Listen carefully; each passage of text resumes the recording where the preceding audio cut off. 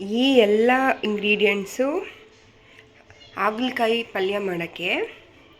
So ಹಾಗಲಕಾಯಿನ ತೊಗೊಂಡ್ಬಿಟ್ಟು ಈ ಥರ ತೆಳ್ಳಗೆ ಪೀಸಸ್ ಮಾಡ್ಕೋಬೇಕು.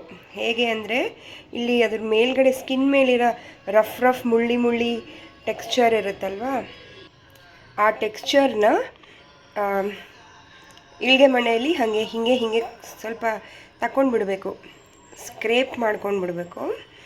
ಆಮೇಲೆ ಈಗ ಈ ಥರ ತಿನ್ನಾಗಿ ಸ್ಲೈಸ್ ಮಾಡಿ ಉಪ್ಪು ಅರಿಶಿಣದಲ್ಲಿ 90 ಮಿನಿಟ್ಸ್ ಅದನ್ನು ಸೋಕ್ ಮಾಡಬೇಕು.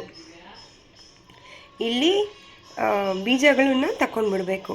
ಆಮೇಲೆ ಸೋಕ್ ಮಾಡಿ ರಸ ಫುಲ್ಲು ಹಿಂಡ್ಕೊಂಬಿಡಬೇಕು.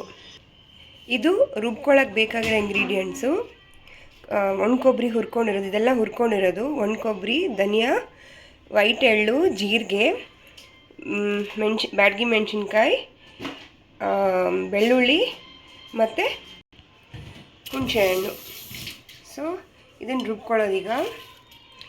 ಆಮೇಲೆ ಫ್ರೈ ಮಾಡ್ಕೊಳ್ಳೋಕ್ಕೆ ಈರುಳ್ಳಿ ಮತ್ತು ಟೊಮೆಟೊ ತಗೊಂಡಿದ್ದೀವಿ. ಸೊ ಈ ಇಂಗ್ರೀಡಿಯೆಂಟ್ಸ್ ಎಲ್ಲ ಹಾಕ್ಕೊಂಬಿಡೋದು ಈಗ ಮಿಕ್ಸಿಗೆ. ಬೆಳ್ಳುಳ್ಳಿ ಹುಣಸೆಹಣ್ಣು ಮಾತ್ರ ಲಾಸ್ಟಲ್ಲಿ, ಇದು ಸ್ವಲ್ಪ ಪೌಡ್ರ್ ಆದಮೇಲೆ. ಬೆಲ್ಲ ಬೇಕಿರೋರು ಹಾಕ್ಕೋಬೋದಂತೆ.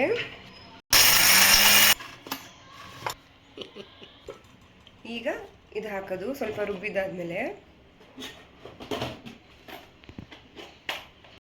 ಆ್ಯಂಡ್ ಬೆಲ್ಲ.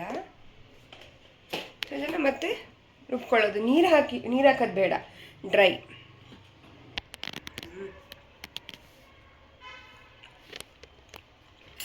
ಟೇಬಲ್ ಸ್ಪೂನ್ ಅಷ್ಟು ಎಣ್ಣೆ.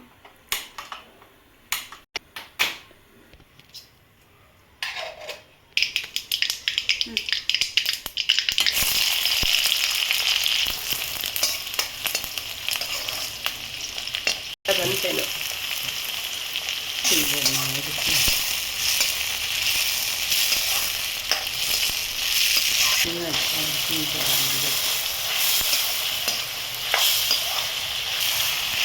ಸೊ ಹೋಳು ತುಂಬ ಫ್ರೈ ಆಗಿ ಕರಿಗಾಗಬೇಕು. ಸ್ವಲ್ಪ ಅಲ್ಲಿ ತನಕ ಇದನ್ನು ಹುರ್ಕೋತಾ ಇರಬೇಕು.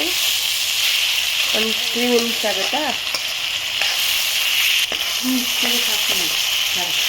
ಸೊ ಈ ಲೆವೆಲ್ ಒಂದು ಕಾಯಿ ತೋರಿಸು ಮಮ್ಮಿ.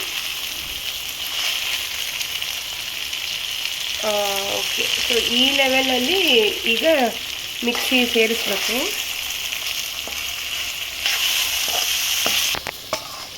ಓಕೆ.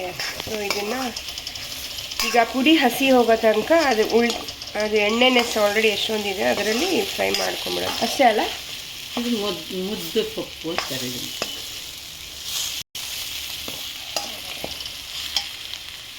ಇಷ್ಟೇನಾ? ಓಕೆ. ಸೊ ಈಗ ರುಚಿ ಬ್ಯಾಲೆನ್ಸ್ ಮಾಡ್ಬೋದು. ಈಗ ಉಪ್ಪು ಆಲ್ರೆಡಿ ಹಾಕಿದ್ದಕ್ಕೆ ಈಗ ಹಾಕಿಲ್ಲ. ಈಗ ರುಚಿ ನೋಡ್ಕೊಂಡು ಬೇಕಿದ್ರೆ ಬ್ಯಾಲೆನ್ಸ್ ಮಾಡ್ಕೋಬೋದು. Okay, ready.